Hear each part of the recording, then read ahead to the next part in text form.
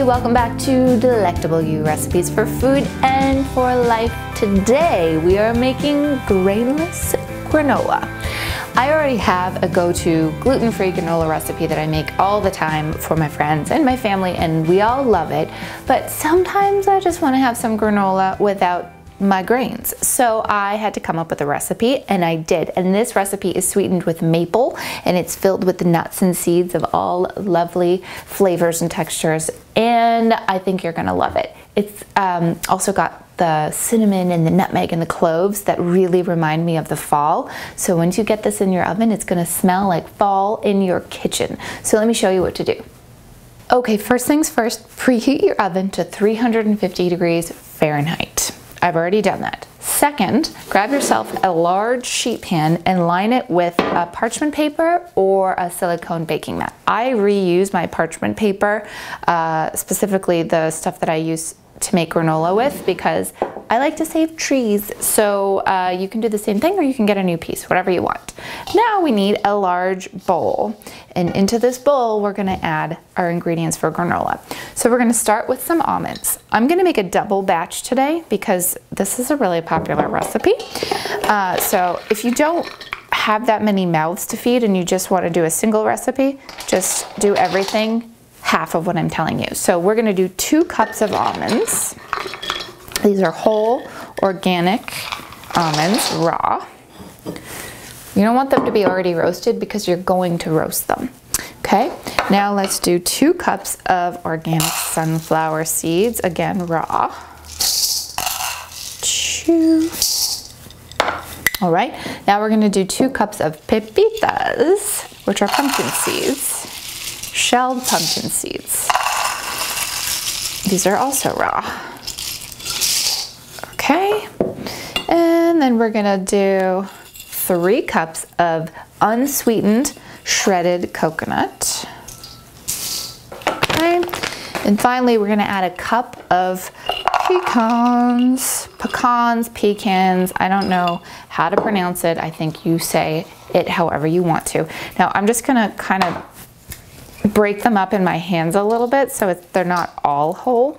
You could also just take a chopping board and chop them up a little bit before you put them in, but I'm too lazy to do that today, so I'm just gonna use my hands. All right, so now I'm just gonna toss this all together.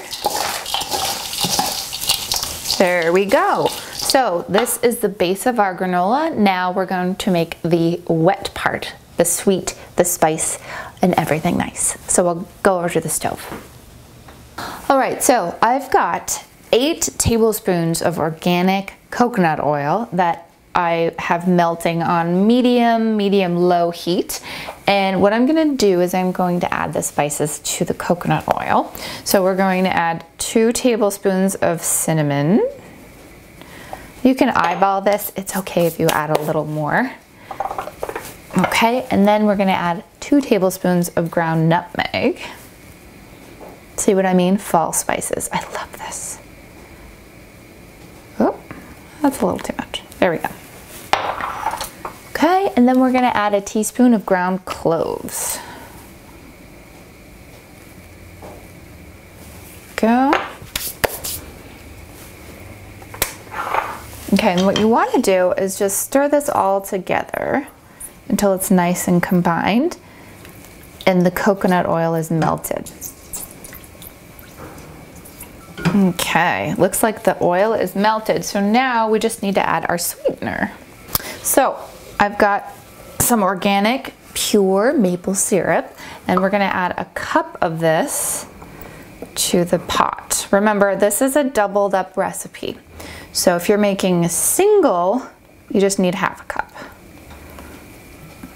Same goes for the other spices. All right, let's pour this in. Okay. So we're really just looking to warm up the maple syrup and stir it so that it's all combined. You don't want it to come to a boil or anything or burn it. This is not going to take longer than a few seconds. Oh, I can smell it. So you'll know it's ready because when you stop stirring, you'll see it starts to crystallize along the side, and then it's going to start to boil up, kind of like when you're making, if you ever use dairy, or actually even like nut milks, if you've got it over the stove, it starts to boil up along the sides, and then it starts to boil over. So that's great. That's what we're looking for. Just a little bit more, one more stir, and then we're going to pull it off the heat. Yeah, there we go.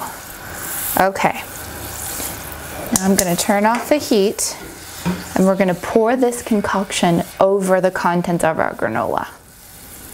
All right, so make sure you don't burn yourself. This is really hot, okay?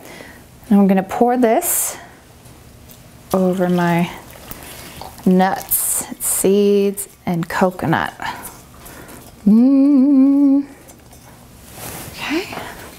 Okay, now I've already got a spoon in here, which is perfect, because now you're just going to mix it all together.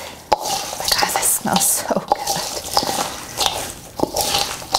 Okay, this is about ready. Looks like it's all combined. Just make sure that it is. We don't want any of our nuts or seeds or coconut to not have any of the maple spiced sweetener on it. Okay, so now we're just going to pour this into our pan in a single layer. Okay, and I'm just going to spread it. It's okay if some of it goes outside of the parchment paper. Parchment paper honestly is really just for the ease of cleaning the pan after, because this doesn't actually really stick that much. I would still use it, still helpful, but it's okay if some of it goes off. All right, so now we're gonna bake this for 30 minutes, but every 10 minutes, you're going to pull it out of the oven carefully because it's gonna be hot. Take a spoon, toss it around, put it back in, twist the pan, let it go another 10 minutes, do the same thing. And at 30 minutes, we're gonna add some raisins, okay? Here we go.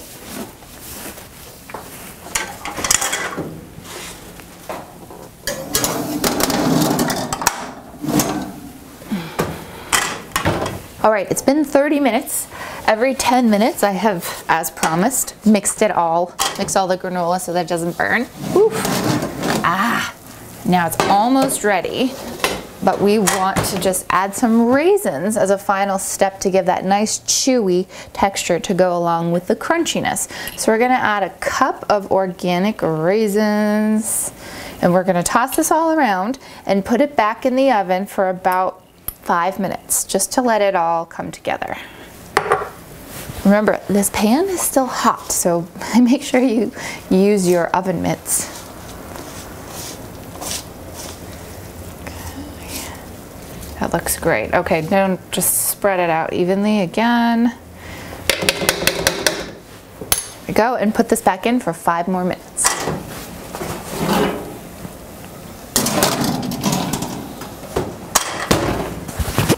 I smell granola. Oh yes, oh my gosh, this smells so good. All right, so there is your grainless granola. For any of you who are paleo or gluten-free, this is your jam. You don't have to be either of those things, so enjoy this. So I'm just gonna let this cool in the pan, probably for a few hours until I can handle it. And then I'm just gonna transfer it to a glass or a plastic container with an airtight lid, and I'm just gonna keep it at room temperature and slowly eat it throughout the week with some kind of coconut yogurt or whatever else I can. Put it on whatever you want, yogurt, more cereal, anything that your heart desires. I hope that you enjoyed this recipe as much as I do. Thank you so much for joining me. This has been Lauren with Delectable You, and I'll see you again next time.